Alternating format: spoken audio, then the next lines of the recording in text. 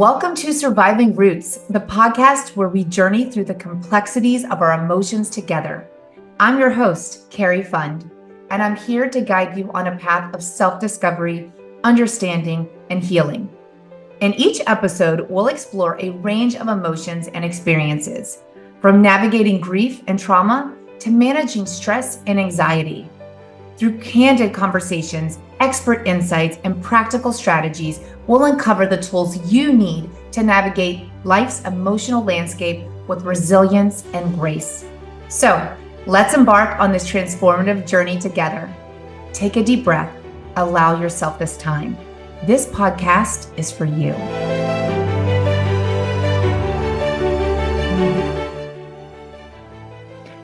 Michelle Grosser is a dedicated professional empowering high-achieving women to manage their nervous systems and overcome anxiety to live purposely.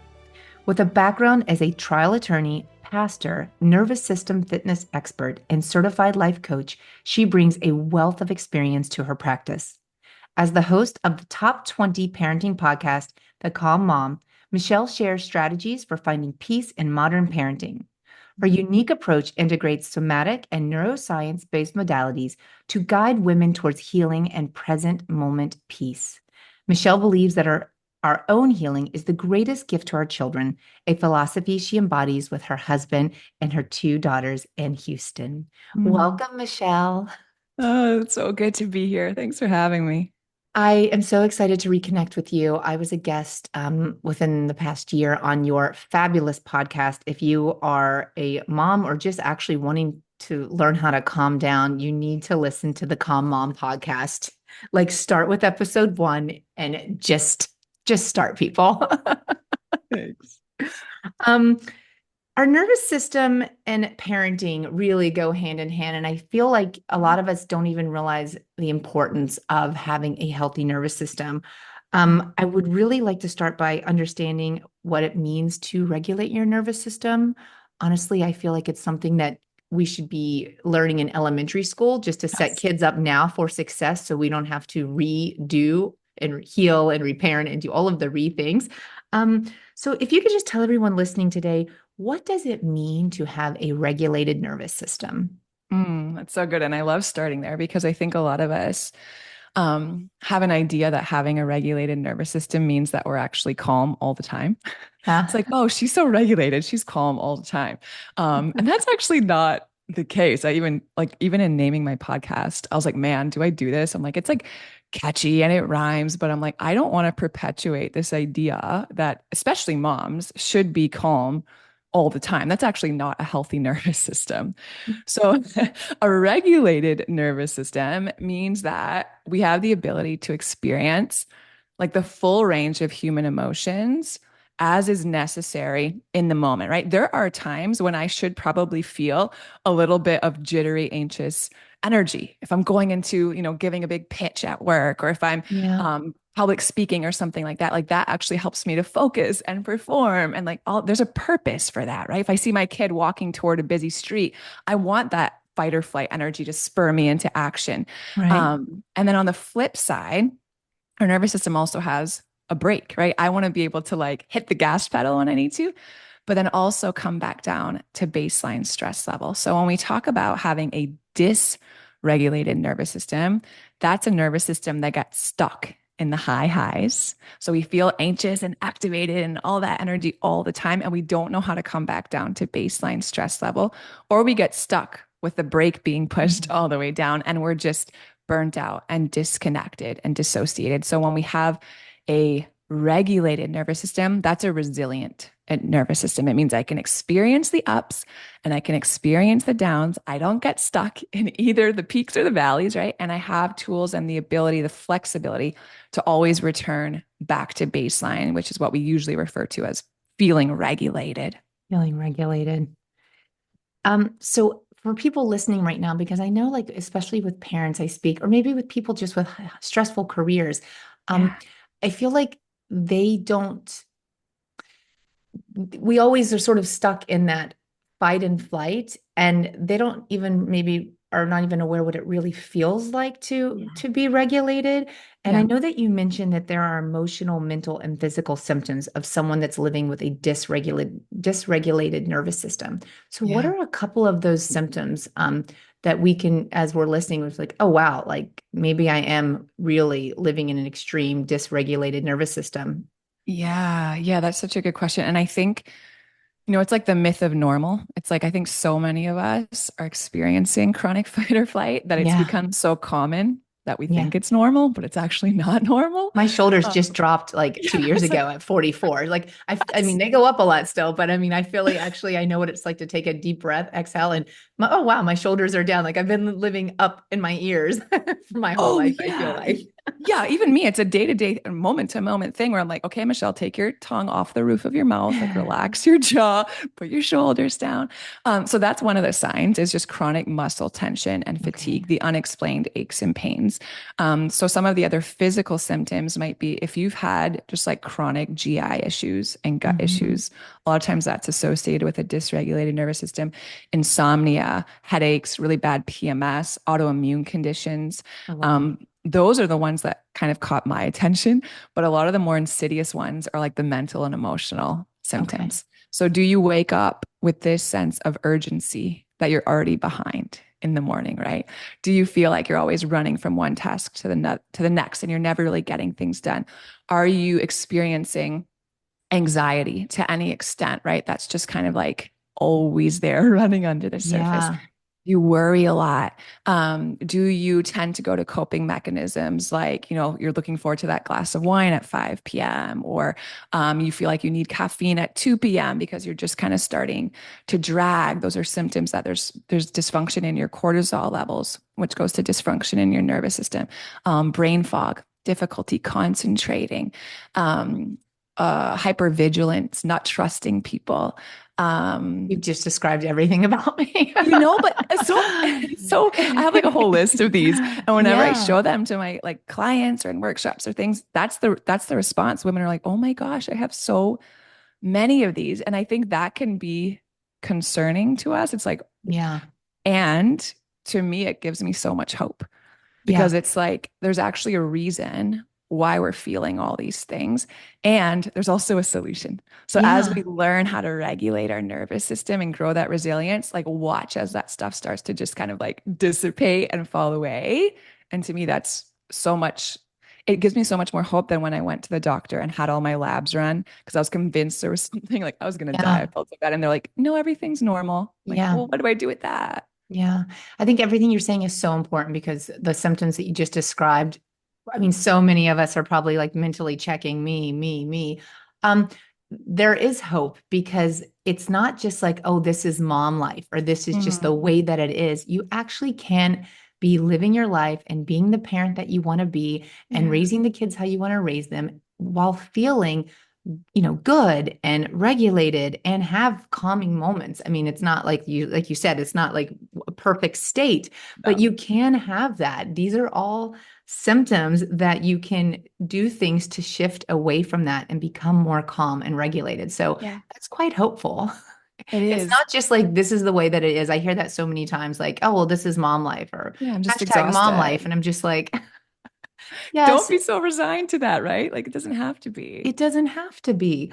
Um, you talk about a lot of your somatic practices, and I want to get familiar with that for people listening because we can't just tell ourselves, "Okay, Carrie, calm down." Okay, Carrie, we can't just tell our body what to do. I wish we could. Mm-mm. That'd I be a wish we lot could. easier. But we really have to do some work. We have to do some Yeah. work within ourselves. So, Yeah. what are some like our body doesn't speak verbal language you refer to? Can Mhm. you tell us a little bit more about that and so we can understand? Yeah, this is so important to understand, I think. So, the first thing is that as we're studying the nervous system, we're learning that 80% of the messaging that's going on in our body is being sent from our body up to our brain. Oh, wow. So that means that the remainder, only 20%, is like top down approaches. So if we are trying to convince ourselves or analyze or discuss or talk or plan or all of these things out of our anxiety or out of our, emotional volatility or Mhm. our rage or whatever it is, um, you know, it might be helpful, but at the end of the day, if your body is like, I don't like this, this isn't fair, this sucks, whatever it is, that's a losing battle all day Yeah. long if we're just trying to convince ourselves to calm down or chill out or whatever it is. So we have to be able to communicate to our body that it's safety, right? It's safe to come out of fight or flight. Nothing bad is going to happen. Whatever you're perceiving as unsafe is actually okay. You can come and you can shift back to that baseline stress level. And we do that through what we call somatic practices, but basically just body based practices. So our body doesn't respond well, like you were saying, to just verbal commands. Mhm. Like my husband tells me calm down. It's like, oh, the rage like increases. It's like, that actually Exactly. doesn't work. Well, this is a Um, note to all parents when we tell our kids, like, calm down, don't cry, get it together. Like, it doesn't work. It doesn't no, it work on doesn't. us as adults. It's not going to work on them. You Nope. mentioned these practices. So can you share some of those practices? Because, for example, I'm just going to throw it out there. Let's Yeah. say typically I'm feeling anxious, burnt out, overwhelmed. What are some things like everyone's like, okay, Michelle, you're making sense. I'm feeling seen. I hear you. I'm going to like start working on this now as I'm listening to this podcast, or first thing tomorrow morning, I'm going to start making my nervous system my priority. What are some of those Yeah. practices that you can share? Beautiful. So I think we look at this like on the macro level and on the Okay. micro level. So I think big picture, we want to understand at the root, right? Why am I feeling so dysregulated to begin with? Because if we're just constantly slapping band-aids on our anxiety and trying to make it go away, like we're still not getting to the root of Yeah. it. So I can teach both. I can teach, how do we become regulated, big picture, and set a foundation for a healthy nervous system. And then in the moment when we're feeling angry or frustrated or disappointed or anxious or whatever it is, what are some things that are really helpful?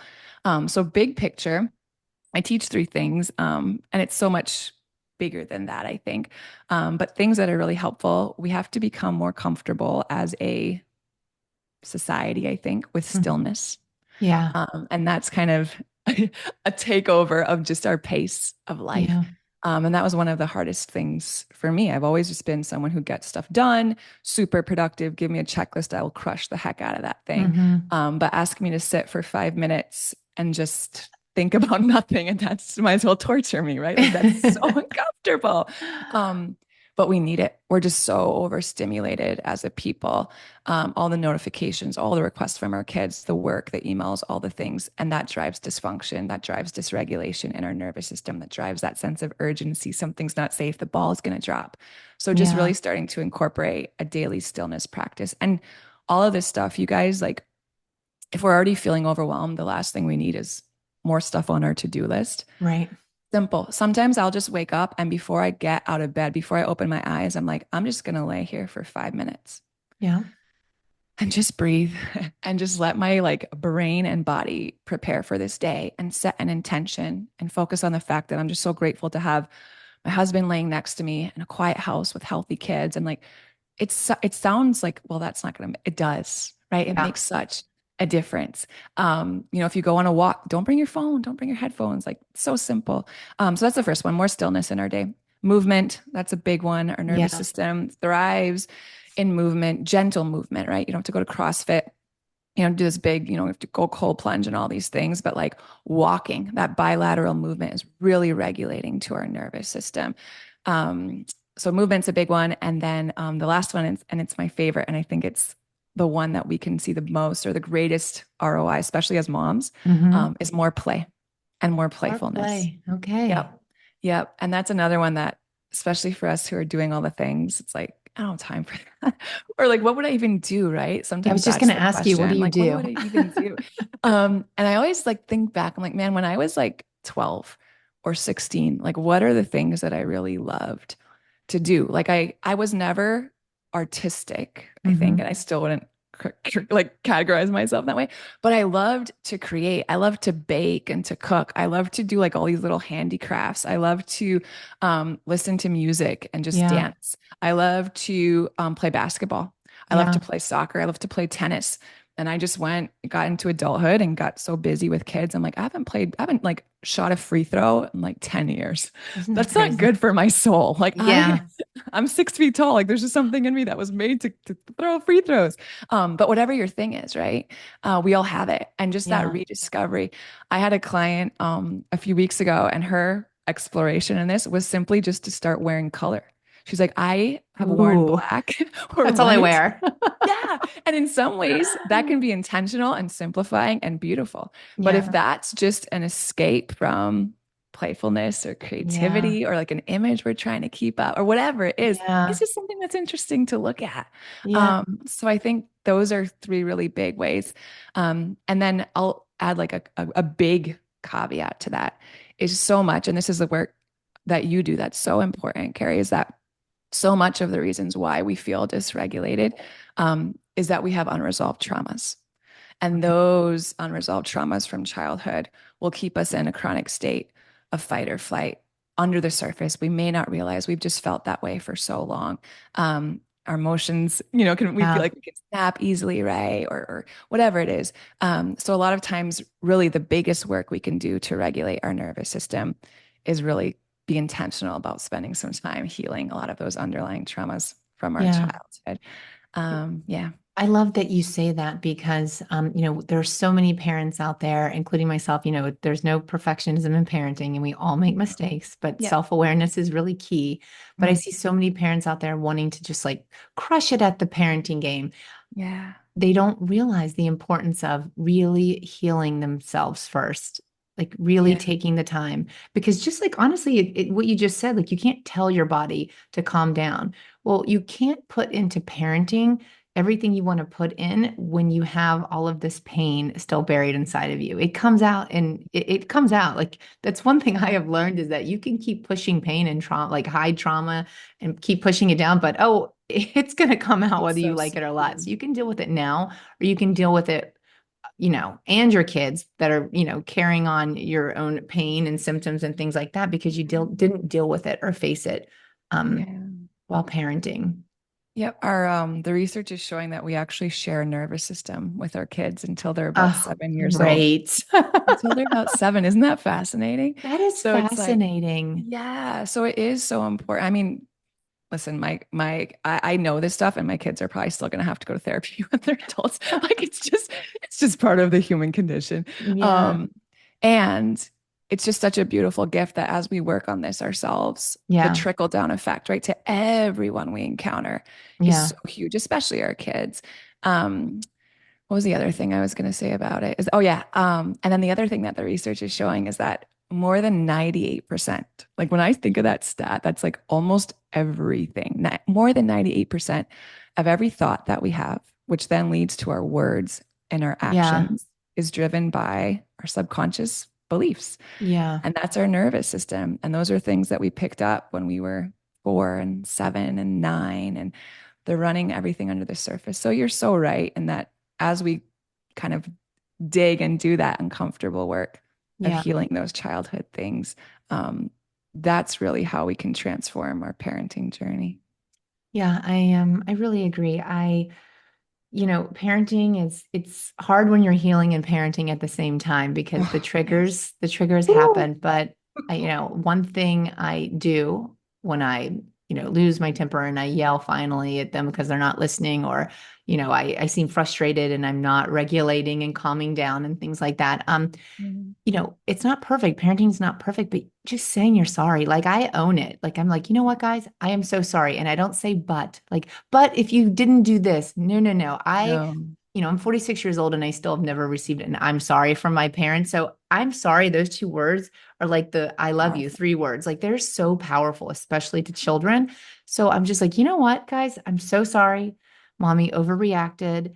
I Yeah. just needed to calm down. I'm taking a deep breath. And I also remind them how it's important to like breathe and take a moment and how we could all make mistakes. And then I just say, I'm sorry. And I don't say, do you forgive me or please forgive me? I'm just like, I'm sorry. And I feel like you're teaching your kids so many things that one, we're not perfect, we're human. That's And right. two, the importance of owning our mistakes and apologizing Yeah. and taking full responsibility, because at the end of the day, they're the kids and we're the adults. So, That's right. And I and think those moments too, really quick, is that I think we underestimate that those moments actually build a lot of trust yeah, with our kids. yeah, Because right, they trust that we caught it. They yeah, trust that we owned it. They trust that we apologized. And then they're gonna watch the next time. yeah. Like my kids will call me out now. My 6-year-old's like, Mom, I think you're getting a little upset. And I'm like, Whoa, you're so right. I'm gonna go Yeah, outside and like take a deep breath and I'll be right back in 5 minutes. Hang tight. yeah, And they trust that I'll do that. And I think that's a beautiful part of yeah, it too. It's like it stinks in the moment, but it yeah. is. It's a gift in a lot of ways. Oh, that's so amazing. It really is. It's parenting. It's hard, guys. It's hard. Yeah. Um, You have a 6-step framework to healing from burnout. I think burnout's another thing. There's so many key words. We just need to have like 50 episodes with you and just like hit each feeling. We need an hour for each feeling. What is the 6-step framework to healing burnout? Because I Yeah. know So parents listening now, especially some moms, are like, there's just no way out. This is yeah. the only way. Yeah. And it's funny, but it's not funny. But the reason why I'm so passionate about talking about all this stuff is just I've lived it, right? It's like I Yeah, remember at the beginning of the pandemic, I was running a law firm. I had a baby and then an 18-month-old. And I just remember like 3 in the morning, nursing in the living room by myself, crying. And I'm like, I am so, like, I'm a shell of a human yeah, being. Like, I am so gone. I'm so burnt out.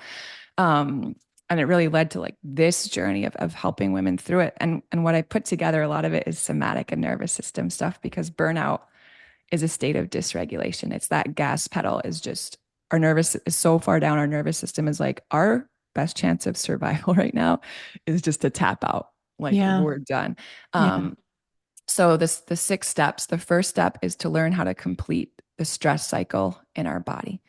So it's using a lot of those somatic tools to bring ourselves out of a stress response, fight, flight, freeze, or fawn, and back right. to baseline stress level.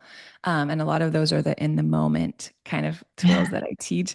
So our bodies love responding to temperature changes. So when we're feeling ourselves being really anxious or agitated, a lot of times, man, I'll just go to the freezer and like grab a bag of frozen vegetables, Yeah. hold that on the back of my neck, or hold ice cubes. That'll shift the state of our Oh, nervous wow. system. Warm shower, warm bath. Like we've all felt that where you like Yeah. finally get in the shower and you're like, oh, you just like Yeah. feel it melting away for a minute, jumping in the pool. It does the same with our kids. Like sometimes when they're driving me nuts, I'm like in the bathtub, everybody. Yeah. Like Throw them go. in the pool. Throw in the pool. Oh, exactly. Breathing is so powerful, right? We all know we've heard of breath work, um, dancing, shaking, body, anything that gets us out of our head and into our body can be really Okay. regulating.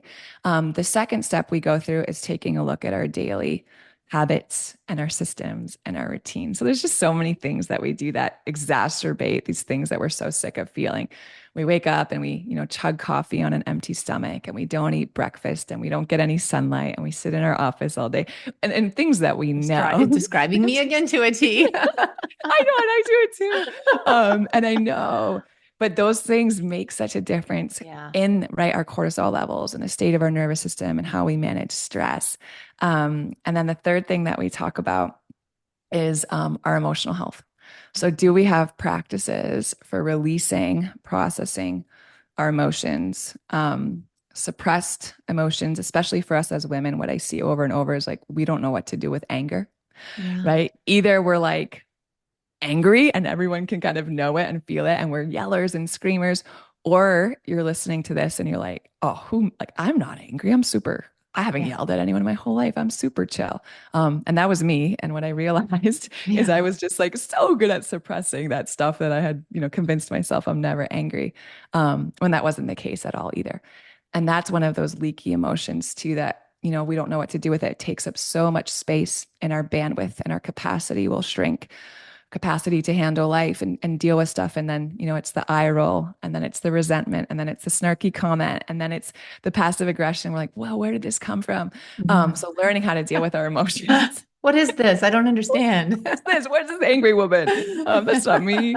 And we don't know what to do though, right? It's like Yeah. so like I don't want to be crazy. I don't want to be, whatever it is we think is going to happen if we learn how to process our anger. but all our other emotions too. And then we take a look at our coping mechanisms for stress. So a lot of us will, we all have them and they're brilliant. They Yeah. just don't serve us in the way that we're using them as well as they could. So, do we bury ourselves in work? Do we start rage cleaning the house when we're stressed out? Do we, whatever it is, like we take a look at like Feel like you have the password to my cameras in my house and you are just, is this like an intervention that my husband sort of like booked you on the podcast? it's all of us. It's I am all a of rage us. cleaner. Like my husband's like, the housekeeper just left and I'm vacuuming the whole house. I'm like, I'm vacuuming. Oh, I don't know what it is about vacuuming. I almost do it every night before I go to sleep. I Yeah. can't believe I just admitted that. I am a rage cleaner. Oh my God. Okay. But Sorry. it does feel it's so cathartic, right? There is something. I still think you can see me. It's because I am you. Like that's Oh why. my It's because it was God. me too. And I'm like, oh my gosh, this hits so hard. Um, oh my gosh, it's so funny. I'm sorry. Where was I? No, I'm like, this is good. Mindset. And then we talk about mindset. Okay. A lot about how are we approaching these things? I think the biggest thing I teach in when it comes to mindset, especially around burnout, is such a simple reminder that we are human beings and not human doings. And I Yeah. think we've gotten that so like we don't know how to be, right? We don't like all of our worth, all of our pride in ourselves, our sense of accomplishment. It just comes around the things that we do, where we just drive ourselves to this, hamster on the wheel kind of life, and that'll drive you to burnout. But how do we heal that? Like Yeah. we go from there. And then the last part of it is really taking a look at our boundaries. Yeah. And so Ooh. much of this, right? It's like it's all the things, and then it's like, what can I put into place to really protect my highest self? Yeah. Because that's what I think boundaries are for. I think when we're exhausted and parenting and work and the house and all the things, it's so easy to grab that low hanging fruit, and it's so easy to just whatever, the small things and the big things. But when we can really set healthy boundaries in place, to protect ourselves from grabbing that low hanging fruit and protecting the highest version of ourselves, that'll go a long way in protecting us from burnout and helping us heal. I love that. Boundaries are not a bad word. Boundaries are the Mm. best. I don't know why so many people, I mean, I used to have terrible boundaries up until a couple years ago, but boundaries Yeah. are absolutely the best. I mean, that's one of like the first steps for me was setting boundaries just so Yeah. you have the space, whether it's from other people or just space for in time, just Yeah. to start doing some work. Um, the 6 step framework is sounds amazing. And it just really brought up to my attention that, if you're a parent and you're listening, all of these things that you want to instill in your children, you have to be able to model those behaviors yourself. I mean, we are their role model, so it's a little scary when we don't like want to look in the mirror and face the things we need to work on, because Yeah. I know a lot of us are trying to create children that are emotionally intelligent and compassionate and strong and like these warriors, but at the end of the day, if we are not doing the self work, Mm. I mean, that's like a big reality check right there. The importance of really doing the self work. Yeah, and I think yes, and part of that self-work is so counterculture. Yeah. It just really is. Like that's been part of what's been so hard for me over the last, I guess, 7 years since I've had kids, is like everything and everyone is telling me that I should be doing it this way. Yeah. Um, and the more I learn about the nervous system, the more I'm like, no, it's why we're raising a generation of like the most anxious, like, Yeah. like whatever it is, like there's something driving all of that that isn't healthy. Yeah. So it's really starting to like, this has been a year for my husband and I where it's kind of been a theme for us. We choose a word of the year every year. And this year I chose rest. And this year Rest. he chose freedom. Oh, And man, wow. as we were going on the year, we're like, oh my gosh, we chose the same word. Like it's the same Yeah. word. But for me to prioritize rest all year long and for him to prioritize freedom, it's required us to rethink I everything. love And it's this. wild. Like so much of the things that we were just waking up and doing because we've either always done them or that's just what people do. We're like, okay, let's like rethinking the smallest things. If we're prioritizing rest, that actually doesn't fit in our schedule anymore in this Yeah. season, right? Yeah.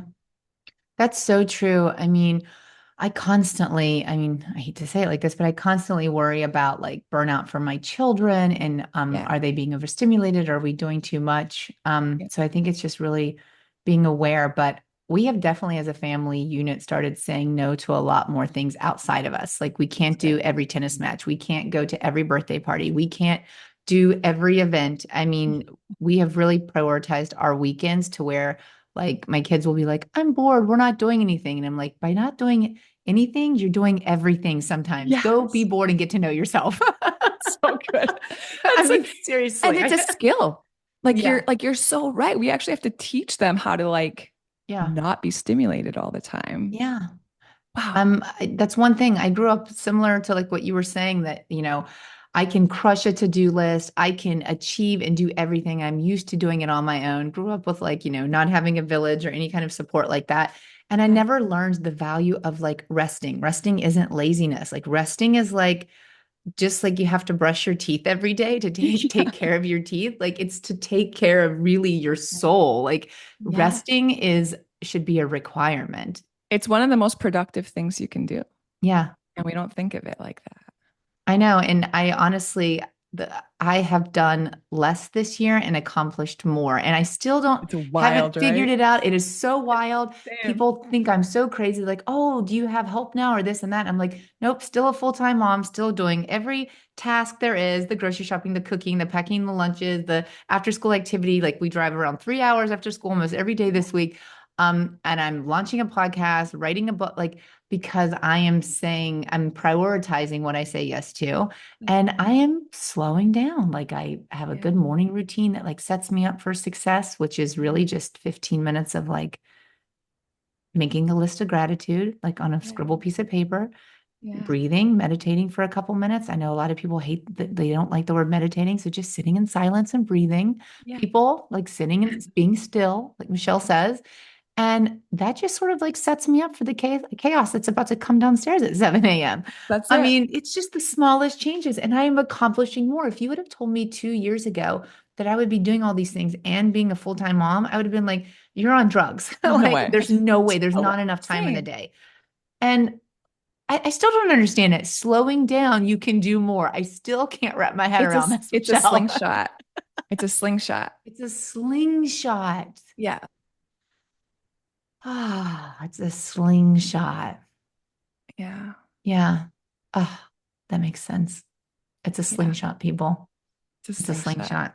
Yeah. We pull back a little bit, but it propels us. Yeah, that's Yeah. what it is. It's a slingshot. Thank you. I've been wondering this for 2 years now. Mm. It's a slingshot. Well, speaking of parenting, we just talked about really the reasons why it's so important to prioritize the state of our nervous system as parents. But Mm. what are some surprising ways we might unintentionally be teaching our kids to suppress their emotions? I Mm. may have answered that a little bit, but I just want it to be really clear for everyone listening because we've talked about so much. Mm. But I feel like this is so important because someone that grew up like never feeling their feelings, not having the space for feelings, if there's one thing I do, well, there's a lot of things I want to do as a parent, but if there's one thing I do, I want my kids to just be emotionally intelligent and feel Yeah. comfortable to like feel it all. Yeah. Yeah, I think it's really, really important too. Um, I think the thing with emotional intelligence is it's really being able to be Yeah. with a full range of emotions. It's not necessarily being able to read people really well or, Okay. like it's not always that. And it's just being able to be with a full range of emotions. And we all want to raise compassionate kids. And, compassion at its root, passion is suffering. And compassion is co-suffering. It's to be with someone in their suffering, to be with ourselves in our suffering. And to be able to do that, we have to have had practice being with the discomfort of a lot of emotions on the spectrum Yeah. of human emotion. So I think there are the obvious ways that we're teaching our kids to suppress their emotions. Don't cry, be a big girl, boys don't cry, you're okay. All of those kind of dismissive things that I think can be Yeah. a little more overt. But there's a lot of more insidious ways I think that we are communicating to our kids that emotions, or some of them are bad or not acceptable or really uncomfortable for Yeah. us. I know for me, some of the ones that came up that I was like, oh, wow, that's what I'm doing. Especially when my kids were young, is the minute that they would start crying, I was distracting them. Hey, Yeah. have a treat, have a cookie. Do you want a snack? Look at this toy. You could Yeah. stop crying, be happy. And that's communicating to them that it's not okay to be crying right now and you Yeah. should be happy instead. And it's also teaching them, I'm going to distract myself when I start to feel something uncomfortable. And that, too, that looks very different than at 18 or 27 or Yeah. another thing too is even in my own vulnerability and what I would let them witness.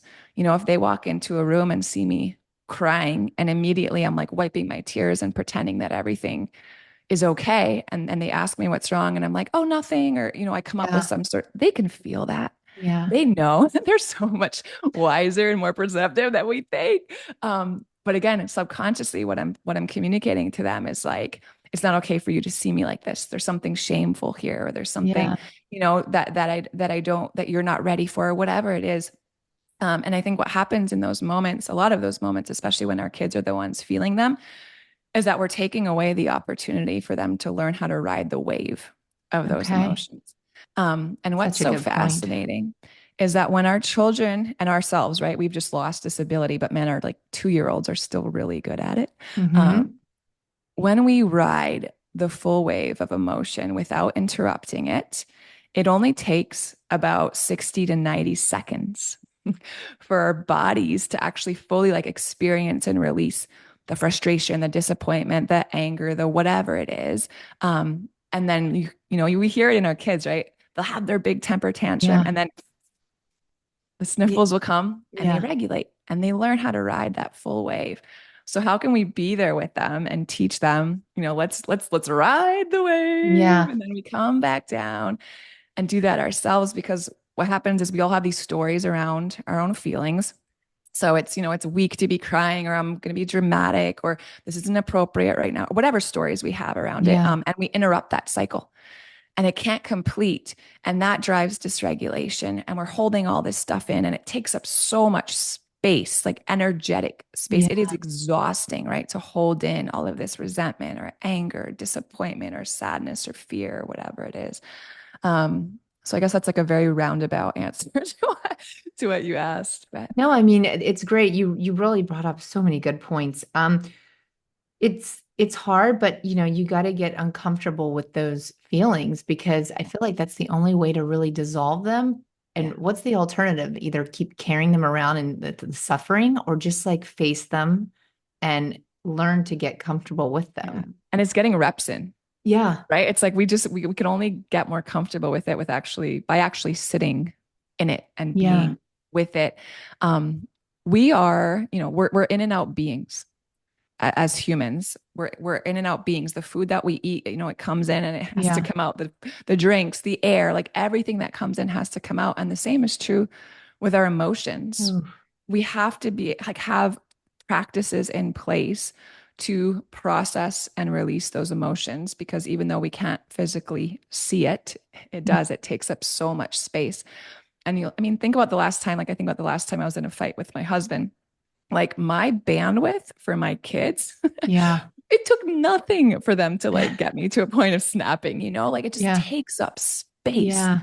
So teaching our kids how to have healthy emotional processes to release emotion instead of recycling it, that like 10x's their EQ. Well, that's amazing to know. And then also not shielding them from the real human emotions. I mean, if we're Yeah. upset or we're crying, I mean, we are true role models, people. So get it together. Yes. Let's all get it together. Yeah. It's true. That makes me feel a lot better. So like if my kids Yeah. do see me emotional or stressed or anything like that, it's sort of like showing them how I'm feeling and what I do to sort Yeah. of process that. I love that we're in and out beings. We're in and out beings. And I That's think with amazing. like allowing our kids to witness that, there's so much that comes with that. And it's so powerful. And I think one, it's like teaching them it's okay, right? There's no shame in it. And then the second part, I think, is that um, I think a lot of times when our children see us crying, especially, Mhm. their instinct is to want to fix it, or that they did something wrong. And Yeah. I think in that, like if we have the wherewithal in an age appropriate way that we can communicate to them, like you can just sit next to me Yeah. as I'm like crying and you don't have to fix it. It's not your Yeah. job to make me feel better. You Yeah. don't have to like, you can just be with me Yeah. and like talk about raising people, Yeah. humans who can just be with others without having, to fix their partners and fix everyone at work and solve all the problems. And just releasing that for our kids, I think is such a gift we can give them because so many of us have, grown up parentified and we're Yeah. still carrying that around. And it leads to all the things we're talking about, dysregulation and burnout and resentment. So many things. And well, I want to ask you two more important questions. We know what it's like as adults to feel things like fight and flight and stuff like that, but what happens to our children's brains when they're in fight or flight or when they're doing these like experiencing these emotions? We Yeah. know how it feels as adults, but what's happening to our kids? Yeah. So a couple things that come to mind. The first one is just an understanding as a parent of what's actually going on, right? And the Yeah. physiology of the brain of our kids when they're activate in one of these activated states. So our nervous system's primary responsibility always, and this will like Hmm. trump everything, is just survival. Yeah. So all of the processes in our body will adjust for us to stay safe. So if our kids are perceiving something that feels unsafe to them. Maybe it's the dark, right? Maybe it's things that as their parents were like, oh, come on, it's like, you're fine. Yeah. But if it doesn't have to be real, just a perceived, some sort of Yeah. threat, something scary to them, the part of their brain that can think logically and see things from other perspectives and access their highest levels of communication offline. It just shuts down. And the primitive part of their brain, that lizard brain, that Yeah. alarm system is just blaring, right? This doesn't feel safe. This is scary. And it's sending us into fight or flight. Wow. And there's a physiological response to that. It's not just in our heads, right? Our body's releasing stress hormones and the adrenaline is pumping and the cortisol is pumping. And other systems will actually slow down or go on pause so we can prioritize running or fighting, which is what Yeah. fight or flight is, right? So our digestion slows, which is why oftentimes, we see GI issues with people stuck with dysregulated nervous systems. They're not going to be sleeping well, right? Their immune system will be affected. So it's just understanding that when our children are in one of these stress responses, it's not the time to try to use logic with them. It's not the time to even talk to them. It's not the time to try to explain or reason or all of these things that we try to do because they're offline. They're like in Hulk mode. So it's Yeah. really using tools that we have to bring regulation again to their body, not talking to them, even telling them, you're safe or whatever. It's more the tone, I think, Hmm. and your choice of words than it is what you're actually saying. But how can you hold them tightly? How can you sway with them? How can you just breathe and they'll naturally mirror and follow how you're breathing without, telling them, take a deep breath. Like, Yeah. when we're like losing it, it's like, I wish I could, but I can't. So I think one, understanding that is a big part of it. And then the second, I think, is that our body is always communicating with us, all of us, right? Always. And oftentimes we're missing the message because we're either too busy or we're just not aware for whatever reason, or we've been taught by our society to silence the messenger instead Yeah. of listen to the message, right? So we're Yeah. having, headaches all the time. And it's like, well, I just take Advil every day at 3 Yeah. p.m. instead of like, chugging a glass of water, which is probably what I need, and maybe some other stuff. But the same is true for our kids. So starting to teach them, like when they're like, oh, I'm scared, I don't want to do this. It's like, and without, doing it in a way that I think is going to work with your kids, knowing your kids. But sometimes I'll be like, yeah, my kids are the first day of gymnastics today. My older one last night was like, oh, Mom, I feel really scared about gymnastics. I'm like, yeah, it's totally normal. It's your first day of anything Yeah. can bring about those feelings. And I talked with her for a minute, but then I'm like, you know what? Do you feel that in your body anywhere? And she's like, oh, my stomach hurts. And it's just like starting to notice what your somatic cues are of Hmm. dysregulation. We all have them, right? Our shoulders up by our Yeah. ears, the lump in our throat, the tightness in our chest, the shallow breathing, the sweaty palms, whatever it is. Yeah. When we can start to notice those somatic cues, and also teach our kids to notice their somatic cues. I'm starting to get mad at my sibling. Like I remember my little one when she was really little, like the minute she got mad, her arms went like stick straight and she would just like clench her fist. When I saw that and then could teach her to recognize that her body did that before she was even aware that she was going to like throw something or hit someone or something. Yeah. It's like these are tools that are little red flags for us. You need to go regulate, right? You need to go step away and breathe or whatever it is before you say something that you don't mean or hurt somebody or hurt yourself. So I think that's a big teaching moment too, and knowing one, what's going on with my kids, and then teaching them to recognize their somatic cues so they can go have a moment to bring regulation back to their nervous system, and then come back. Wow. So much good stuff. You know, with all of the like societal pressures and things like that, I think it's a good reminder, like everyone that's listening to Michelle right now, is like your home is like your safe haven. So we can't control the pace of society and we can't control the pressures and things like that. But all of these things like require, I think, us being truly present in our parenting and Yep. making our home like a safe space for like emotions where we can be with our kids and allow them to express themselves and work on these tools and build them up before we send them out into the world every day. Because I think if they have that place to come home to where they get to work on, self-regulation and we get to work together as a family, sort of like a team, Yeah. I feel like that's a really good way to start combating everything that happens out, like what society is doing to all of us. Yeah, it really is. And I think too, I think we're getting better at this, especially as moms, those of Yeah. you listening.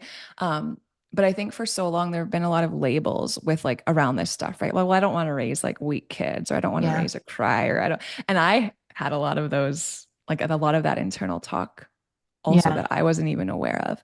I remember, especially in the practice of law, it's like, well, I'm not one of those dramatic women, like I Yeah. can handle a ton of stress. I never show emotion, whatever it Yeah. is. And I think that the more like even just playing around with this with my own kids, I'm like, wow, like first of all, like what is it? What is strength? Like, Yeah. is strength being able to sit and feel like a massive disappointment because, something didn't go the way I hoped it would? Or Yeah. is strength like shoving that down and then just continuing to push through, which is what everyone tells me I should be Yeah. doing to be strong, And it's like, it really is. It's just rethinking a lot of these things and then creating safe space in our homes for our kids to learn, which is a huge and us too, right? A huge Yeah. practice of like trial and error and curiosity and compassion. Yeah, I think that's so important what you just said. I really want to raise these little warriors, but to me, that's not being like the strongest, fastest, toughest kid. It is like being Yeah. so adjusted because Yeah.